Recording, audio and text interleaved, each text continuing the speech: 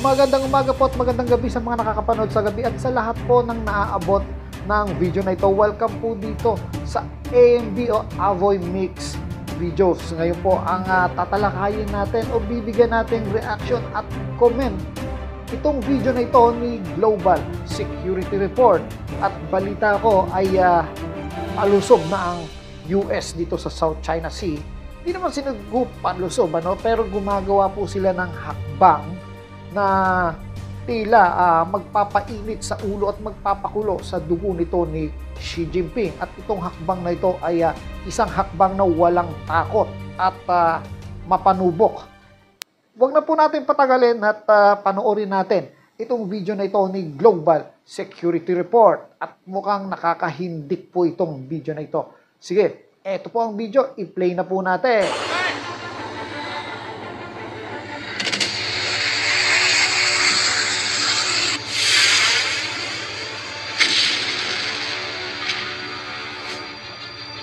The tensions are rising, the stakes, global stability, and one voice in the heart of this Saglit geopolitical... lang po, no? Itong video po ito, lumabas lang po itong report nito na nakita ko, no? Yung tinatawag na bold move against China, no? Dito sa Google, itong balitang ito ay fresh po, na talagang itong Pacific Power na ito, na puwersa ng Amerika ay talagang gagawa na ng aksyon. Parang inis na itong general na ito eh. Sige po, tuloy natin. In a powerful statement, a U.S. Navy commander has called for decisive Yan po, moves si Admiral against John China in the Aquilino. contested waters of the West Philippine Sea. This is more than just a maritime dispute. This is a test of international resolve. The commander, whose identity underscores the weight of this message, has emphasized the need for the United States and its allies to stand firm against China's increasingly aggressive activities. China's construction of artificial islands and its militarization of the area have drawn widespread condemnation. But as the commander points out, words alone won't suffice. When you look at the PRC as the most concerning security threat that exists, they continue to be more aggressive in a variety of areas. They're challenging the current international rules to benefit an authoritarian society that does not provide benefit for anyone else in the region. They've expanded their military capability. Their verbalization is more aggressive and their actions are more aggressive, and they've now accelerated to dangerous. So, nakita nyo, no? Inisa-isa niya, no? Yung ginagawa ng China, no? Na sa madaling salita, wala itong respeto sa batas. So, tuloy natin ulit. This vital waterway serves as a lifeline for global trade, carrying $3.4 trillion in goods annually. Yet, Beijing's claims threaten the rights of nations like the Philippines, Vietnam, and Malaysia, who depend on these waters. The commander's remarks come at a critical time. The U.S. must navigate a fine line, avoiding direct conflict, while ensuring freedom of navigation and the rule of law in these international waters. While Washington has conducted freedom of navigation patrols, the commander argues that a more assertive strategy is essential, one that includes enhanced military presence, stronger alliances, and direct support for Southeast Asian nations. The Philippines, a key ally, has been at the forefront of these disputes.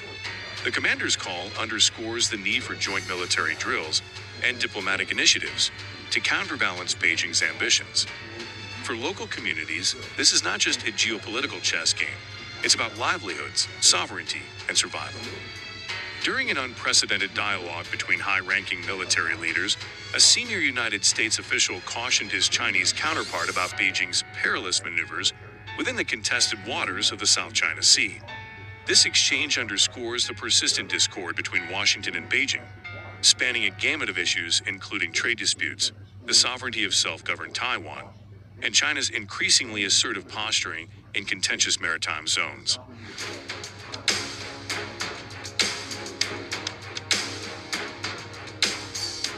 In effort to revive consistent military-to-military dialogue and avert potential flashpoint conflicts from escalating uncontrollably, senior commanders from the United States and China engaged in a significant discussion.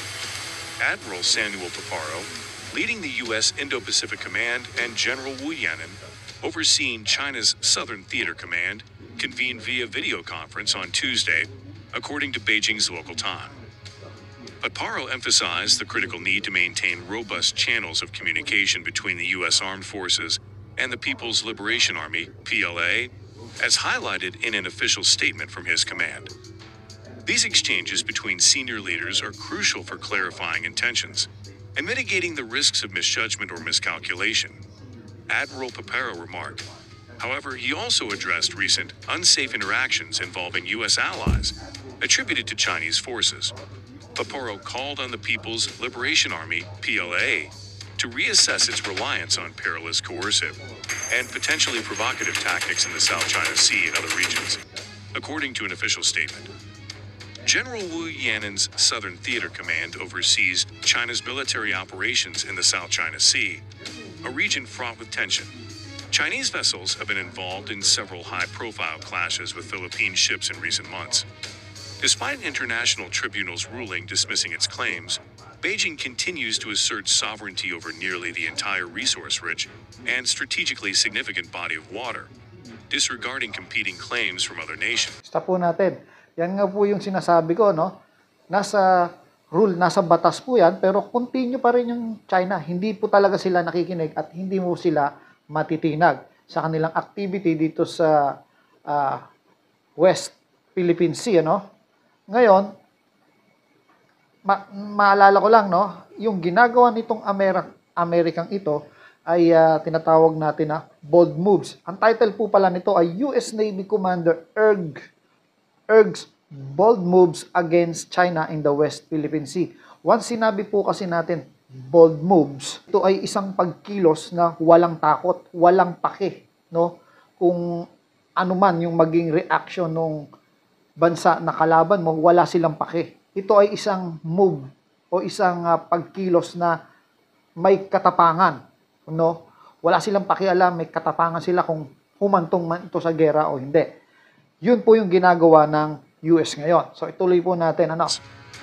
This month, Beijing insisted it was defending its rights in the waters after the Philippines released footage appearing to show a Chinese Coast Guard vessel ramming one of its ships during an at-sea confrontation.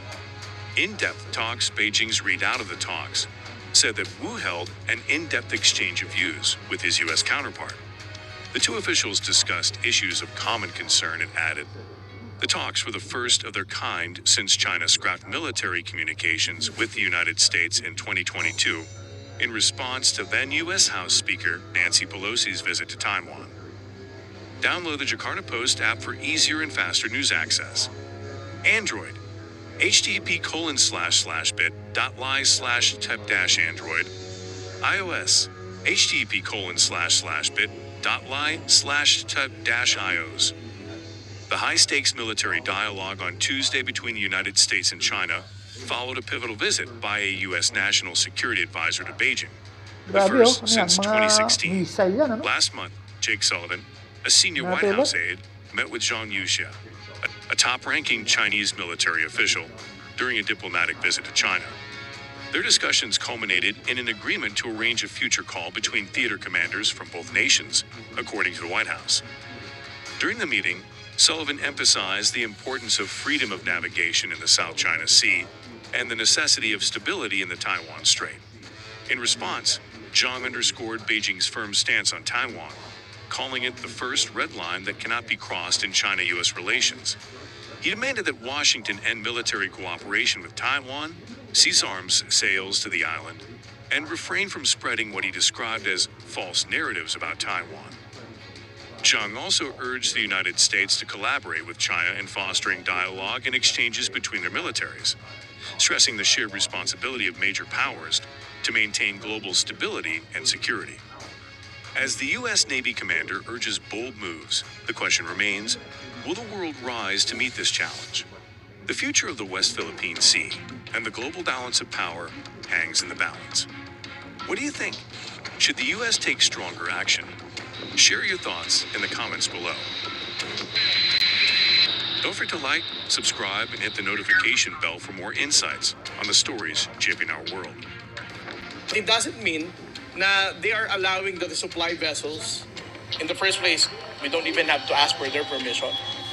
We are now in the midst of negotiating our own code of conduct, for example, with Vietnam, because we are still waiting for the code of conduct between China and ASEAN.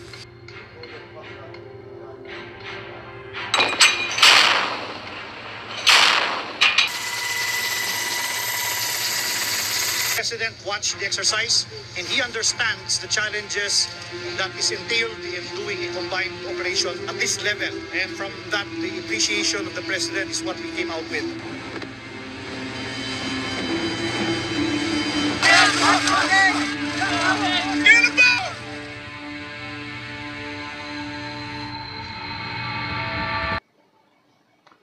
So napakatapang po ng ating presidente at naninindigan po siyang ipagtanggol ang soberanya ng ating bansa, no?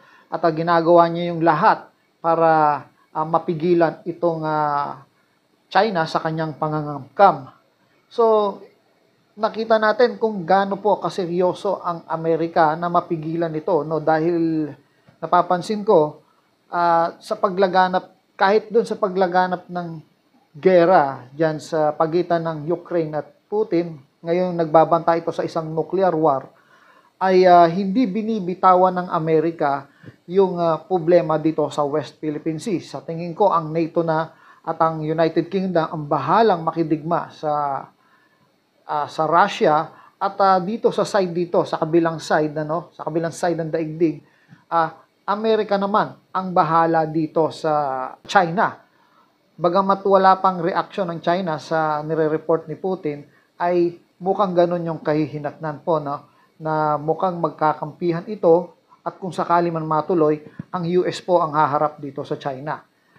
So yun po, at pinagtitibay naman ng US yung pakikitungo dito sa military sa pagitan ng Pilipinas at ng mga bansa dito sa Southeast Asia, maging dito sa Japan at sa Korea o maging dito sa Taiwan.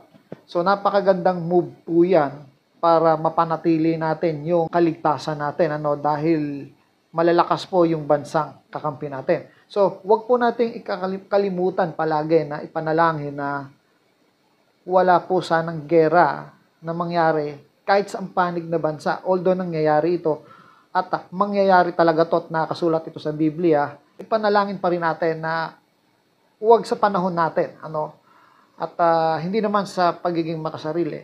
Kasi meron tayong mga pamilya, meron tayong mga anak.